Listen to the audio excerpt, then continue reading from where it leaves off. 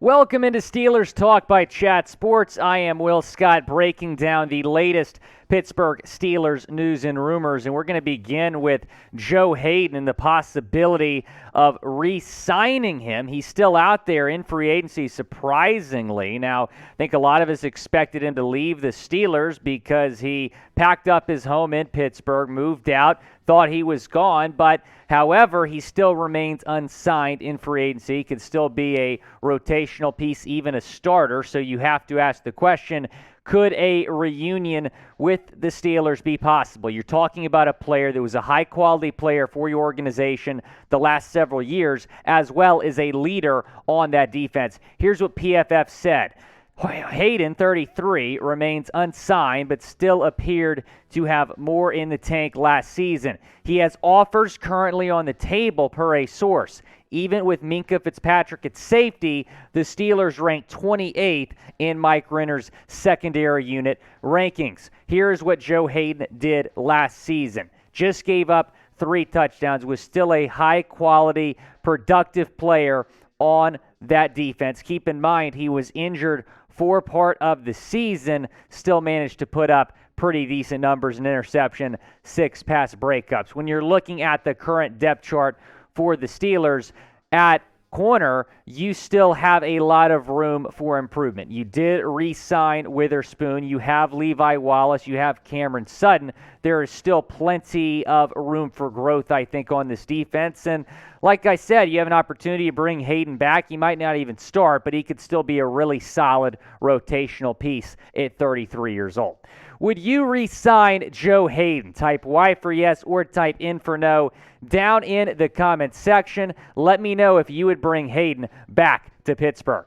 Let's talk about Diontae Johnson now and the possibility of extending him. He has been rumored this offseason to want a contract extension. You've seen the wide receiver market go bonkers. Tyreek Hill got $30 million a year. Davante Adams, after he got traded, got that massive contract with the Raiders. Now, Terry McLaurin, just yesterday, signed a contract extension with the Washington Commanders, a 3-year massive deal. Diontae Johnson, when you look at the wide receivers that could be paid, he very well could be next. Here is McLaurin's contract. So he got 3 years, $70 million, $23 million a year, $53 million in guaranteed money. Personally, for Washington and McLaurin, I think that's a win-win deal because you have wide receivers now that are commanding north of $25 million, maybe even $30 million a year after the deals we've seen this offseason. So McLaurin getting a 3-year, $70 million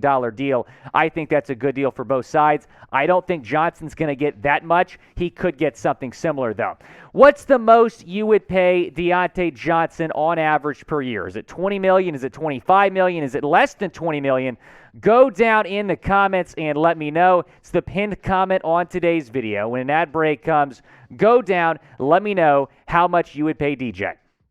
Let's get into highest paid wide receivers and mention the Tyreek deal, mention the Davante Adams deal, both of those north of $27 million per year. Not to mention Cooper Kupp also got paid this offseason, $26 million per year after that incredible year he had with the Rams. McLaurin, the latest wide receiver to get paid, he got $23 million a year. Stephon Diggs, A.J. Brown, also both signed contract extensions this offseason.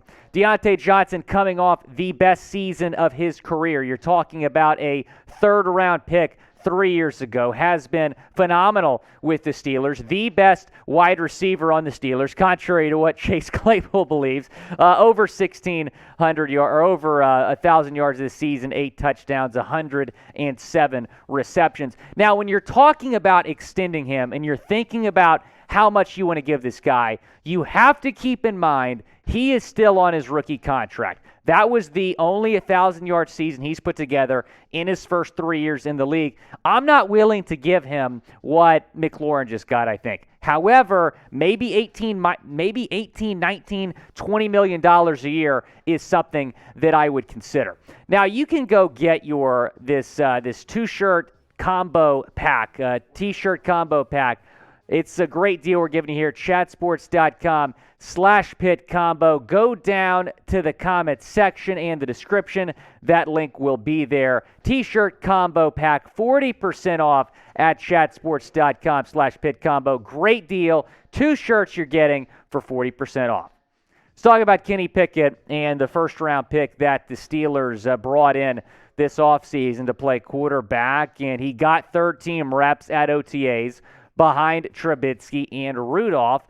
Will he start this season? That is the question that a lot of us have. When he got drafted, I think it was possible maybe that he would come in, compete with Mitch Trubisky, maybe even start week 1. I don't think that's going to happen. Here's what The Athletic said. QB Kenny Pickett. That Pickett received only third-string reps in OTAs and minicamp was downplayed. It's not a good indication of what the Steelers' plan is with their first-round pick, at least early in the season. You won't hear that from Pittsburgh, but getting NFL ready with limited first-team reps in camp and 3 preseason games won't track for Pickett to start anytime soon. What's your confidence level in KP? Scale it 1 to 100. Curious to hear what you think. Personally, I'm confident in Kenny Pickett. I'm not really reading in too much to, what's been going down in OTAs and minicamp, but go down in the comments section. Let me know how confident you are in the Steelers' first-round pick. Here's what he did last season at Pittsburgh. He came back for another season and produced the best season of his college career. 42 touchdowns, 7 interceptions, 4,300 yards. In my opinion, should have won the Heisman Trophy.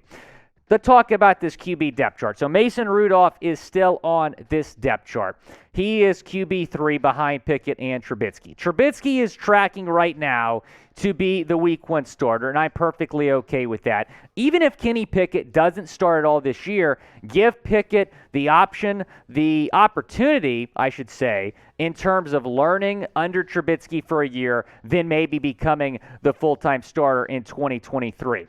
And I'll tell you what, if you're a Steelers fan, you're in the right place because we're breaking down Steelers rumors, Steelers news, and more. That's the sub link right there, youtube.com/Steelers TV. Hit that big red sub button and subscribe. Any Steelers rumors, news, we're breaking down. We're getting you guys a video ASAP. Someone we've talked about here on the channel, Eric Fisher, who is one of the best offensive lineman free agents still available. PFN said the Steelers' biggest remaining need this offseason is an offensive tackle. I couldn't agree more. Their solution was to sign Fisher, but are you confident in Dan Moore Jr.? Personally, I'm not. In his rookie season, the Texas A&M product had a 57 PFF grade, one of the worst among all starting left tackles. Look, left tackle is one of the most important positions in all of football, the most important position on an offensive line. You want to get someone in there that can protect your quarterback, especially if Kenny Pickett is going to start at some point this year. You want him to be well protected. Look, Dan Moore Jr., yeah, I get it. He was a rookie last year. He didn't really have a good season. 4th-round pick kind of thrown into the fire a little bit. I think when he was drafted, we didn't expect him to start. He ended up starting the full season, over 1,000 snaps at that position, but he just didn't produce. Fisher is a quality veteran guy, former number 1 overall pick, keep in mind. I would love to bring this guy in. Here's what PFN said. You don't often see a 4th-round pick come in and start at left tackle for the entirety of his rookie season, but that's exactly what Dan Moore Jr. did in 2021. The Texas A&M product improved as the year progressed, but his results were uneven overall. Fisher could take over as Pittsburgh's starting left tackle if the team decides they want more experience on the blind side. Yet, he could be an option for the Steelers, even if they decide to roll with Moore again.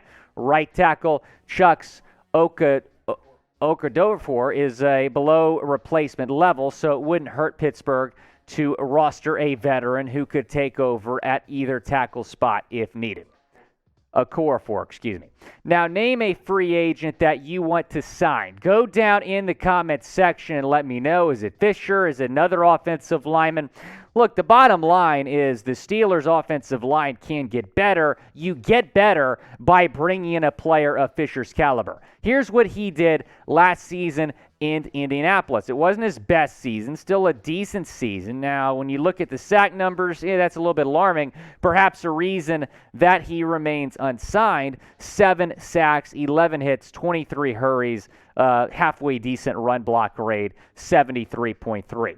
Dan Moore Jr. right now is set to be the left tackle. So when you bring Fisher in, yes, he could be the left tackle, but like that article mentioned, you could maybe slide Dan Moore over to the right side if you still believe in your 4th-round pick from 2021. Now, if you made it to the end of this video, type "here we go" down in the comments section. You're a real one. We appreciate you subscribing to the channel and watching Steelers Talk.